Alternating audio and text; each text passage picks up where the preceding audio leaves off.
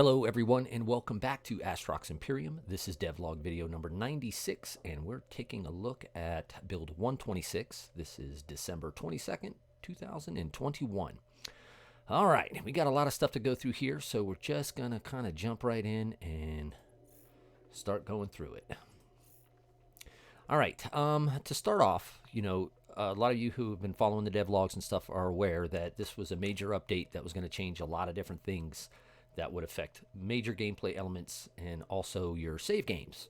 Now, you are able to import your character, your pilot, into a new save game so that you won't lose your skills and your experience and your levels and all of your money and things like that. However, there's been such a major change to the database that contains all of the items that what is happening is if you import that character, you are going to lose some items because those items don't exist in the same ID slot and in the same way.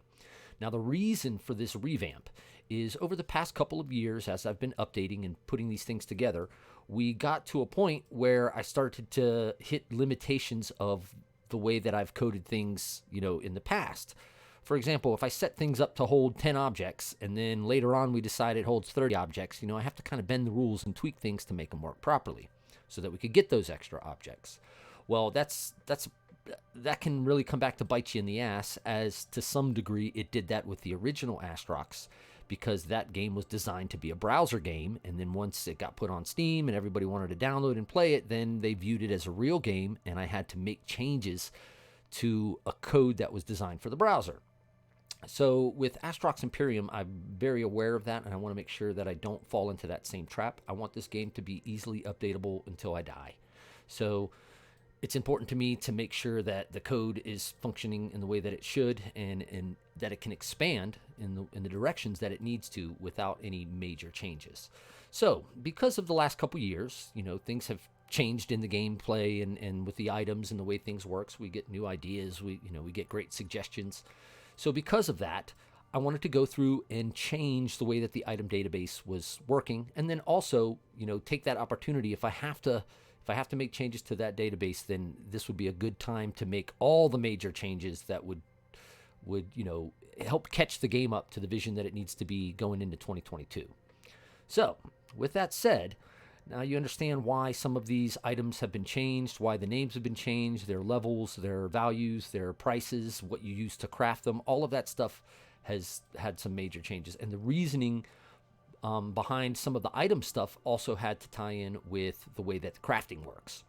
So I'm going to go ahead and just try to jump in and start showing you some of these elements so that you guys, especially the veteran players, more understand what's happening.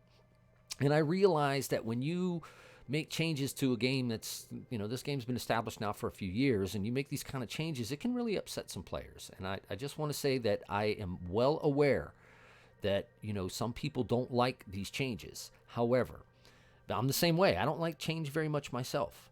However, if you embrace these things and you give them a chance, you will find that I wasn't just pulling shit out of my ass to try to make a change. There are real reasons for the things. For example, I've already seen on the forums people bitching about the afterburner here. So how many clicks does it take to get to your afterburner? Well, obviously you have to click this. There's one click. And now you have to click the afterburner that used to be there. But the ship stats contains absolutely no controls for any of the ship. So why would I put a control for afterburner in here when it should be down at the bottom? So if I undock here and show you, the afterburner tab has moved. Now I don't even have to click to get the afterburner. I move to the bottom of the screen. There's your afterburner tab. Not to mention, you can right-click your ship and get the same access to that there, and you also have your hotkeys, your shift and your caps lock. So you still have access to all the same stuff. I know everybody is used to. I am still doing it myself. I'm still clicking the stats panel and going over to turn on my afterburner because that's how I got used to doing it. So now that's how I do it.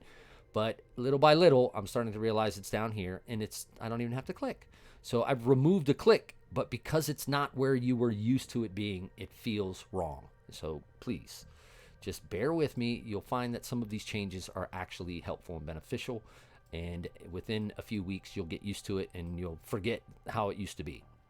All right, let's go back into the station here. I'm going to walk you through how refining works because this has had a major change. Now, in my past video, I described what was going on with these logs. So if you haven't seen any of that, you're like, oh, wow, look at this. We've got real logs now. Yes, we do. What's happening with this is you'll notice that when I mouse over the Atomite and you go down into the Refine To section, that used to be very static. And what it would do is it tell you get 3 water, 2 carbon, and 1 oxygen, or whatever it used to be. But now what's happening is there is actually a random element into the refining where this item, Atomite, you can recover from this Atomite water, carbon, oxygen, salt, hydrogen, and magnetic quartz. However, you will not always get every one of those items from every cycle of refining.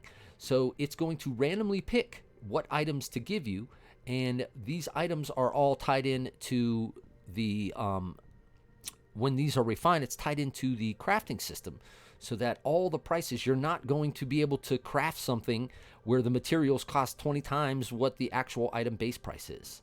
So all of those issues that have been hiding in the database file have been removed.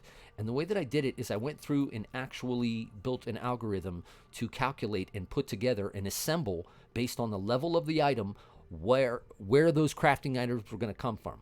For example, if you're trying to craft a level 10 item, but you've never left the starting sector, you'll never get to the resources that you need unless you're finding, different components and stuff in the stations. Sure, the markets are going to have some of the things that you need.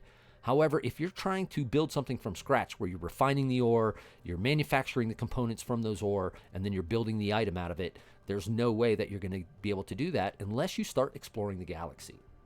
So that has changed. So you can see here when I activate this and it starts pulling through what items are being popped out. Notice the salt crystal, 170. Oop, there's 179, 180, 181. So it doesn't give it to you every single time. Now, with the normal ore, everything should be balanced out pretty well. You're not going to really get any kind of super benefits. However, when you're dealing with scraps, it's a completely different game. I could take this scrap and this 130 scrap and sell it in the market, and I'm going to get, its base price. If I refine that scrap, I could get more, but I also could get less. For example, if I'm breaking down the scrap, you can see it refines to almost 15 different items. Now, some of those items are worth a lot more than other items. You're rolling the dice. You're taking a chance. Now, in the future, I will be adjusting some of the refining skills to particularly target this part of the RNG that is pulling out what you're getting refined. So as you increase in those skills, I will make it so that you're getting more of the higher level items and the more expensive items. Therefore, it would almost be foolish to refine your scrap to sell your scrap outright on the market without refining it. So that's something to consider. So refining has changed where you're not going to get those static, locked-in quantities per these items. And it goes both ways. It adds another element into it where I found with some of my play testing that I was able to make some good money if I got lucky with the scrap parts. And then I found myself actually, fighting the raiders and collecting all the scrap, which was something that I really wasn't too into before, because it was, unless you were fabricating things, it wasn't profitable. But now it can be. So that is one of the things that has changed here. I discussed about changes in the fabricator in a past video about how when you can put these different documents into the fabricator and then you're allowed to select them to switch them out. So I'm just going to go ahead and recap on that real quick, and I'll show you that if I go up in here and I grab my documents, then I can, I don't have any room in the cargo. Well, that ain't good. Let's see if, I think that's too big. Let's sell that. And then we'll just pick up a couple little ones here just so I can show you how this works. All right, so we'll jump back into the fabricator. And now I can drag these items in and drop them in over here. And you can see it's popping up. But I don't have to swap these items out anymore. Just clicking them will switch what the fabricator is going to produce. So I know I discussed for some time about putting something in where you actually didn't have to have these fabricator documents. I'm still playing with some ideas about installing the document into the fabricator, which will give you some kind of bonus, but then it removes the ability to move that document around. But for now, this feels like it really solved the problem. I don't know if I need to keep going down that rabbit hole because it might just be a waste of time. This feels pretty good to me to be able to just plow all your fabricator documents in there. They'll always sort at the top. Maybe I'll put in a little filter here or something that makes it a little bit easier. But for the most part, I think this is working, fairly well. Some of the issues that, players were a little bit confused what's going on, with the drop down stuff. They liked it the other way with all of the instant click access. The problem, guys, is we've got the Steam Deck is coming out here in a few months, and I plan on getting the Steam Deck and trying to make sure that I can get Astrox as functional on that as possible. And one of the things that you have to deal with, which you've probably also noticed with the scaling of all the station windows and your pilot panel, your shipyard panel, all of this stuff is now scaling based on the resolution that you have on your computer and the scale settings that you put in for your UI. And the reasoning behind this is these things need to be able to work on all the different monitors and screen resolutions. And I believe that the Steam Deck is like 1200 by 9 something. So it's a smaller resolution, and the only way that I can make things fit and even look somewhat correct on that resolution is to take away the bazillions of buttons that are crammed into all of the windows. Now, me personally, I'm fine with that stuff, but the problem is I'm building the game, so it makes it easy for me to know where things are and how things work and where those buttons are placed. And for other players, they had to learn the hard way where those things were. And, seeing that overwhelming barrage of a million UI buttons everywhere can be a little undaunting. I've gotten many emails about it. Many emails from much more reputable developers who had stumbled across my game and are like, look, you've got something great going on, but you really have to tone back that UI. It's so overwhelming. It's almost scary to some people. And I get it, but I like that stuff. So the best way that I could handle that was to try to put the UI in a state to which it wasn't too cluttered, but it was still providing you all the information, because there's a lot of information to provide, and I'm the kind of gamer that likes all of those little stats. I like to be able to look at the stuff behind the scenes and see how it's working. So now we've got the different filters. I may do another option with this in the future, but right now, I don't know. It didn't take me long to get used to this. It didn't feel, yes, it's an extra click, and I'm not a fan of that. However, you've got to choose your battles and make sure that you're at least going. I don't want to sacrifice the sloppy UI because of an extra click. So that extra click, sure, it sucks, but what it gives you is a lot more readability. It allowed me to expand some things. It allowed me to display things a little bit better. So it is somewhat of a trade-off. I'm not denying that you do have to do an extra click for that. But already within the past, 2.5, 3 weeks of testing, I'm already used to it. I'm not throwing my mouse up here like I used to, that first few days. Now I know where to go. I can click these things, sort them out, and it's actually helpful. So that's where we are with that one. I have put that filter here on the library as well for the university, and I also put it on, what was that? I think I did another one. Was it storage? I'm not sure. Yeah, I did it on storage as well. So a lot of the layouts of the UI panels and things like that have changed, and they've taken a step in the right direction as far as I'm concerned, because it definitely opens things up and makes things just a little bit more readable and visible for players that are working with tighter monitor resolutions and slower computers and things like that. More stuff on the screen is going to slow things down. It's just a fact. All right, let's see what else we got in here. I made some changes to the way that the skills were being listed out, the values of what was actually happening, the percentages are being displayed here, just lots of little tweaks and things on that. One of the things that I've had on my suggestions list for some time that required a little bit of finagling with the code, factually it was a pain in the ass, but I got it to work after I just ripped some stuff out and literally recoded it. Recoded it the same way. So now when you're training skills, you don't have that refresh anymore. I could filter into, a weapon skill and say, I want to train my torpedoes, and I start training torpedoes. You'll notice nothing refreshes. It stays right there. I can see what I'm looking at. And that was something that had been bothering a lot of players, including myself. So you probably notice already there are a lot of things, a lot of suggestions, a lot of little pieces that a lot of people thought I had forgotten about, but they all just make it to this list that they get sorted out, and this happened to be one of the things that was in the major database change update. So that's where we are with that one. Fabricator stuff, we've already covered that. The shipyard has changed. You're getting a different view. Like I said, I'm trying to display the information in a consistent way, but you have limitations with what you can fit on the screen. There's just so much information that you really have to kind of pick and choose which one it's going to be. Are you going to do it this way where you don't see this, or are you going to do it this way where you don't see that? So I was able to get all of the major information on this page. I decided to get a little bit more consistent and pull, as with the other shops, to the left side navigation where you're just going up and down and viewing those things. You still have your sort. Everything is just a lot cleaner. It's not as cluttered on this page anymore. So now we're going to jump over into the garage, and I've made some changes in here as well. Now, one of the big things is people are griping about this right here. They don't like that you have to do any kind of scrolling with these stats.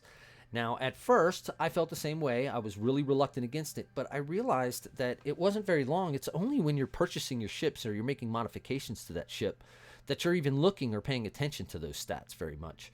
So I didn't find it to be that much of a hindrance. However, what it did allow me to do was display all the information that should be displayed. You're getting not just the base value, you're getting your bonus value, and you're getting your total value for every single stat that's going along with the ship. Now, there was a comment about the resistance being a little bit more important than, say, engine and physics or even scanner information.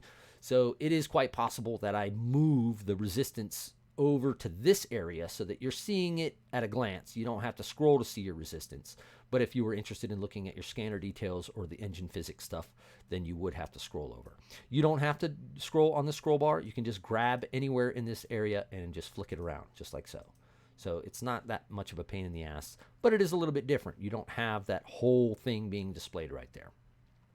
Now, you'll notice up here the way that these stats, these are your core stats where you've got your active, your passive, and then your 5 main stats for your ship. This information is now being laid out consistently with the way that your ship panel is being displayed. So now when you open up your ship details, it's consistent. It looks the same way that the garage does. You're going to look in the same areas for the same information with the same icons. It's all a level of consistency, and that makes it a little bit easier for players to find things intuitive. It's not as confusing. Where I'm looking in one area, I should find that same information on the other area. Now, believe me, I wasted at least 72 hours trying to figure out how to make the shipyard play by those same rules, but it was practically impossible. It's just too much room. There was no way that I could add in all of the ships into the same area with the same information, with the same scroll panels. It just wouldn't fit. And after a while, I accepted it and said, all right, I'm wasting too much time trying to make this happen. Maybe in the future, I'll come up with some other grand idea, but at the moment, I am stuck. So the best I could do was lay out the information in at least in a way that looks somewhat consistent. Granted, you're not getting all your comparison values and bonus values between the ships because a little bit of the information is slightly different. So in that respect, there wasn't too much that I could do, but it definitely made me happy that I was able to get the garage and the ship details panel looking similar. And you'll notice that now in your ship details, you have the scroll ability. You can use your mouse wheel and view your ship just like you would before. All right, that is another big part that is whacked out. And let's go ahead and undock here so that I can show you some of the warp gate stuff.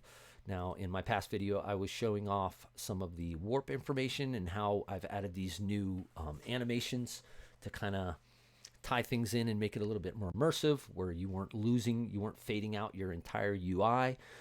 The warp gates are, the times for these warp gates will be tied specifically to your faction rating until I figure out some other mechanics that I think are worthy of implementing. I'm sure there's some great ones out there, but for now, this seems to be fairly acceptable. So when you click on a warp gate and jump the warp gate, you will see you've got a little charge mechanism. It charges up, boom, and off you go. And then you can keep tracking your system nav, how long that warp is going to take. If you have taken some damage to your hull, your life support will drain during warp. Now, that's another thing that I'm toying with. I wanted to put this out there. I played with it a while. I liked it. It wasn't that bad. It seems in lower levels, it's almost useless. You're like, yeah, but I never really take anything. So it's almost like life support is useless. And at first, I was a little, I don't know how I felt about that. But now, after playing it for a couple weeks that way, I actually like it, because when you do get in battle and you do get damaged and you are suffering life support, you're like, oh, I don't have all the time in the world to just sit out here and farm these guys or finish collecting the crates. I do need to go and dock at a station so that I can repair my hull. And once my hull is repaired, then I'm not worried about the life support training anymore until I've sustained more hull damage.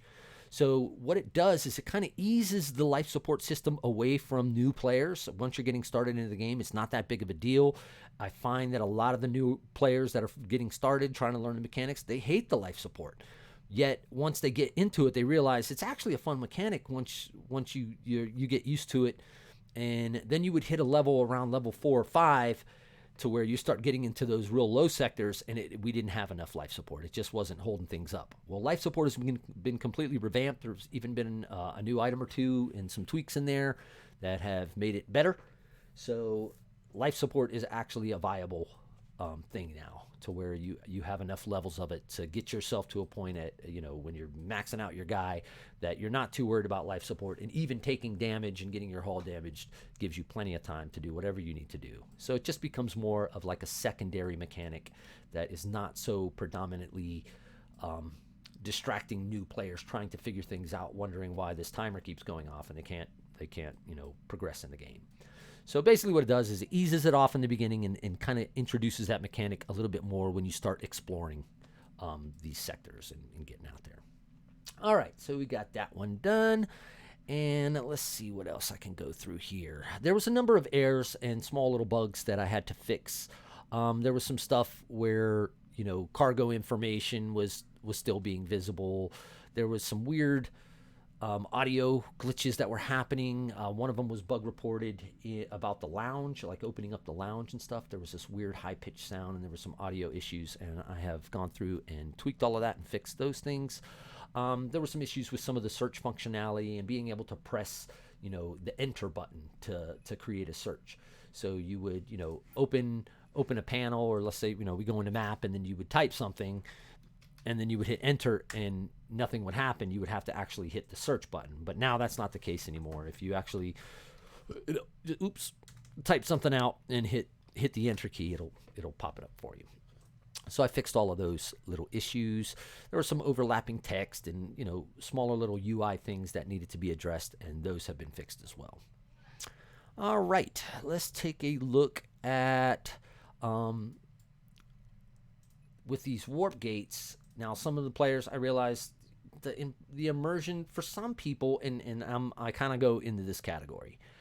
The immersion has more to do with the gameplay stuff and the way that I feel about the numbers and the way they're progressing, my character and things like that. And I never really gave a shit that much about the graphics and the animations and things.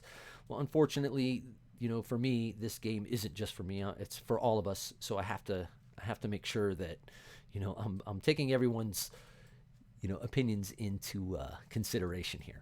So obviously, if you do not like this warp effect, you do not have to play with it on. It is just an aesthetic mechanic.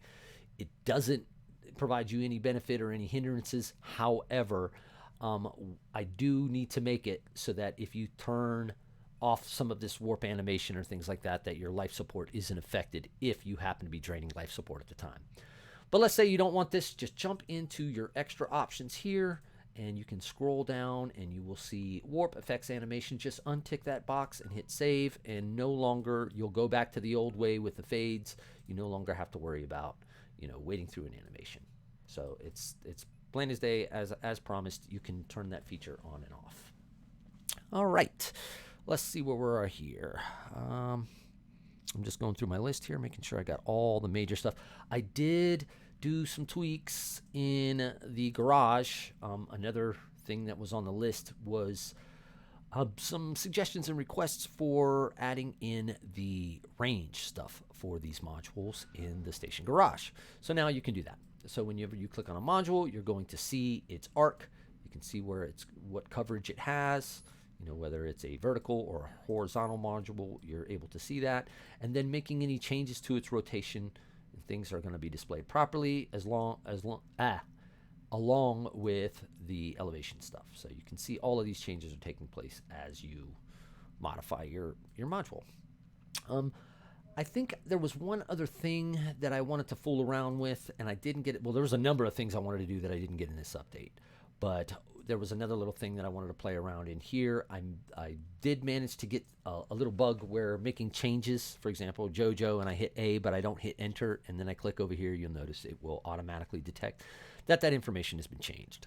So I did get that little bug fixed out of there. And there's a few more things that I wanted to add in here. They're all just kind of cosmetic-y, goofy stuff, for fun. But I was focused on the more important things, trying to make sure I wasn't destroying everybody's save game with this.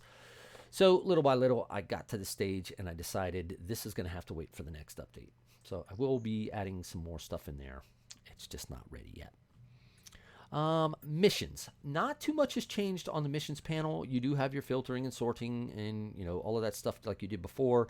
It's been updated to the new system. You do have a much better view of the logs. So you're able to see all these different logs the way that I had discussed in the prior video. But other than that, not too much has changed with the missions. Not too much has changed in the offices, other than the layout and the way it looks. I do plan on making some more additional tweaks to the galaxy map. I was really hoping that I could get along to doing that in this update, but I ran into all kinds of issues and problems and things that I hadn't anticipated, and I didn't want to make you guys wait past Christmas into January. I promised I would have this done around the 3rd week, 4th week in November or December, and I wanted to stay true to that even if I couldn't get everything in there that I wanted. And I think the majority of time, I wouldn't say time wasted, but a lot of the time was spent testing things to make sure I wasn't breaking the whole entire game. I was very nervous about uploading last night. I felt like I could do another week of testing to make sure that nothing was going to just completely fall apart on you guys, because I did change a lot of code. If some of you guys on the Discord that decompile this stuff, you'll notice that there's been a lot of changes and a lot of tweaks and a lot of stuff that's being done a different way. But now I am very happy and very comfortable with the way that this is all shaping up and working together, because it feels like I have a brand new clean slate, code wise, where I feel, a lot of the bugs they're getting few and far between, and just things are starting to shape up much, much better now. So I'm very happy about that. I'm going to continue to do what I'm doing here, and over the next few weeks, I'm just going to keep plowing through story stuff. I was hoping to get the whole mission, the questline mission mechanic installed on this one, and I was close. I almost flipped it on, but I decided not to, just to wait and make sure that everything is okay with all these massive changes that I've done. Hunt down any bugs over the next few days, post a hot fix for anything in about 48 hours. So get out there, find problems, find things that are broken, so that I can post an update in a few days and get this back on track. And then once I feel comfortable that these major changes are going over really well, and I have to say they feel like they're going over really well already, but I'm sure there's going to have to be some tweaks to, damage values and cycle rates and little things like that. The items in the item database are much more balanced now, and they just have a much more congruent feel through their progression. But I guarantee when you start comparing apple to oranges, we're going to run into issues where things are going to need to get a little bit of tweak just to balance them out, so that one particular type of module is not so drastically overpowering another type of module of the same level, without some kind of major, hindrances or penalties for it. All right, I think that covers everything. One other thing that I did add, I don't know if we're going to see them all in here or not, but there's lots more drones. So you see we're getting into heavy combat, heavy mining, heavy repair, large. So you've got I think I did 5 classes of drones now. I think that's what we're up to. So there's a lot of new things there to play with. Not too much tweaked on the actual drones themselves, other than some of their values in the items database. So these drones should feel a lot more useful. Make sure you give them a test and figure them out. And if not, let me know, and I will definitely get those tweaks in the hot fix or the 48-hour update that I usually do after some people report some issues, and if I can knock them out real quick. I did see there's a few spelling mistakes and things like that I've already got on my list, so I'll be tweaking that. I think that's pretty much it. Let me just go through my list here. We got all the station stuff. There's been some changes this is a big one. I really need to spend some time with this. The way that the market is putting together prices and changing things is massive. Now, I know I discussed this in the past, but for example, you go into supply items. These are items that are being supplied by the station. And then if you look over in this area where I'm wiggling my mouse, you'll see that there is this discount. So it's showing you how much of a discount is being provided because the station has a high supply of these items because it manufactured. Then you jump into the demand and you're seeing the exact opposite. So this is helping you to determine what items you're going to want to sell in these areas and what items you're going to want to buy based on the supply and demand.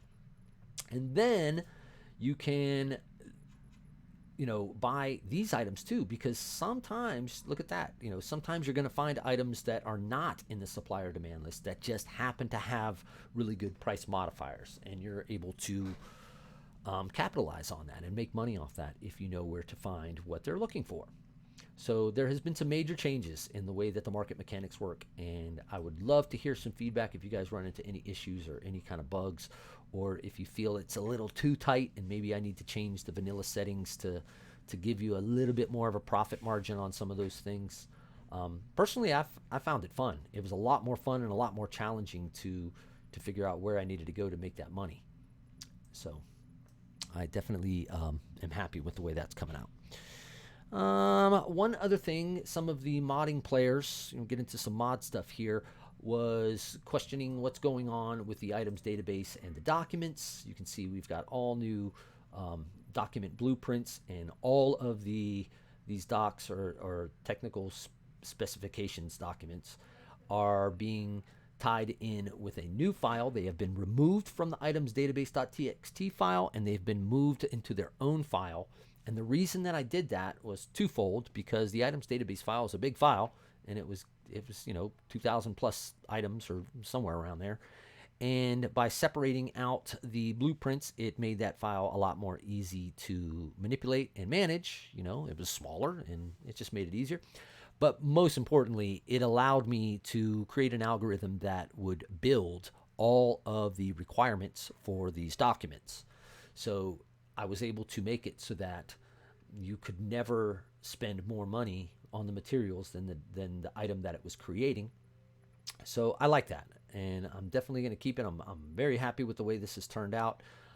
As always, I'm not opposed to doing any tweaks where they're necessary, but compared to what I had before, this is much better. And before, a lot of those items and fabrication documents were placeholders. I had a friend that had helped me out. Chell had kind of, a year and a half, almost 2 years ago, took some time and helped me build something so that at least I could get those items generated out there, because, there was over 1,000 items in the game, and to manually sit down and recreate fabrication documents for all 1,000 of those would have taken me a month, if not longer. So what we did was just created a small script that did it for us, but obviously it wasn't balanced out very well.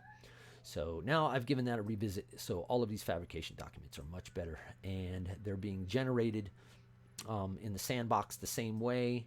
And I manually went through and generated this information for all of these documents to all the stations in campaign mode. So you will find a lot more documents. Like, we got 2 pages here in Biomate.